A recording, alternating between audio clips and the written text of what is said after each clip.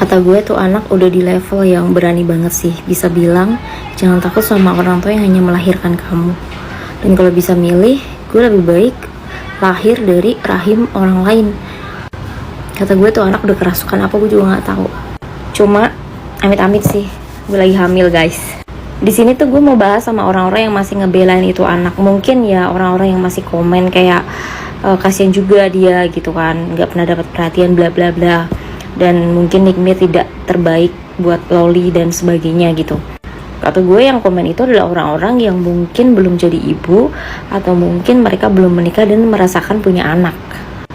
Dan seluruh ibu-ibu di dunia ini gue tahu kalian semua pasti lagi sakit hati banget sama perkataan itu anak. Bahkan gue sendiri juga kayak, oh emang dia doang yang pernah problem sama ibunya. Gue juga pernah, tapi gue gak pernah bawa-bawa yang namanya melahirkan, bahkan bawa-bawa kalau boleh milih di rahim siapa, nggak ada. Gue nggak berani gue begitu.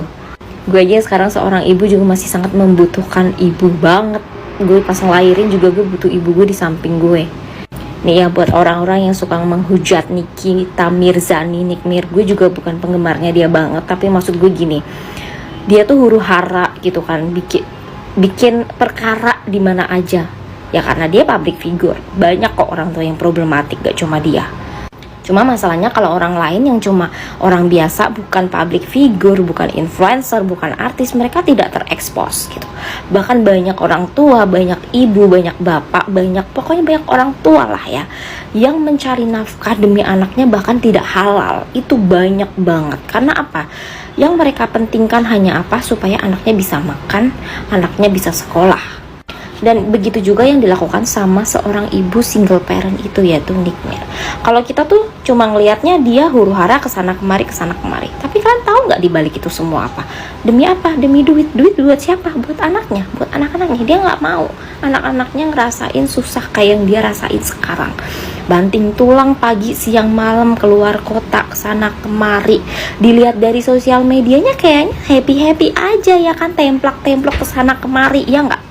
Tapi kalian gak tahu maksud dari semua itu apa, demi apa? Cari duit, cari cuan demi siapa? Demi anak.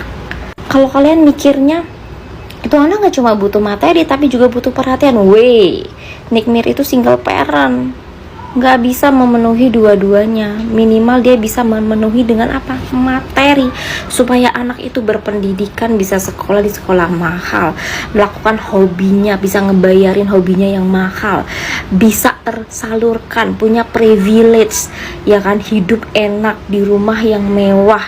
Lu mau beli apa dibeliin. Itu juga menurut gue perhatian memang materi, bukan perhatian dari seorang ibu yang ibunya selalu nungguin dia, kemana aja dia ditanyain, di mana aja ada ibunya ada anaknya. Ya dia gak akan hidup seenak ini dong kalau begitu.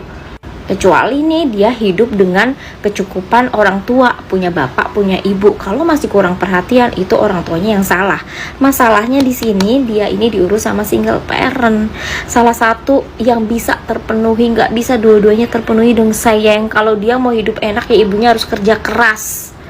Itu maksud gue, makanya buka ya mata hati kalian yang masih menghujat.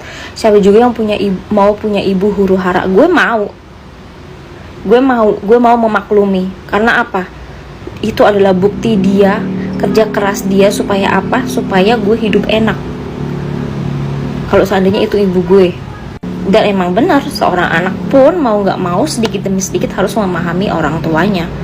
Karena suatu saat dia akan jadi seorang ibu juga dan dia berkata seperti itu. Gila sih, berani banget ya.